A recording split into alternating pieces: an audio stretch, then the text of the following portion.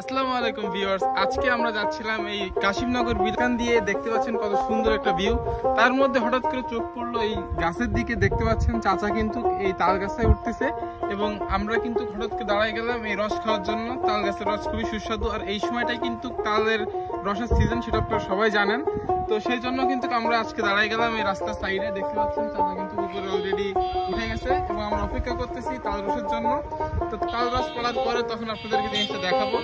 তো দেখতে পাচ্ছেন চাচা কিন্তু এই ভাড়গুলো উপরে উঠাচ্ছে। এই ভাড়গুলো এখন এখানে ফিট করে, যে ভাড়গুলো ফিট করা আছে এগুলো নামাই নিয়ে আসবে। তো আমরা অপেক্ষা করতেছি, সাথে আছে জুবাইর ভাই। তো চলুন দেখা যাক রসের কি অবস্থা। আস্তে আস্তে কিন্তু এই রস দেখতেছেন নামাই নিয়ে আসছে চাচা।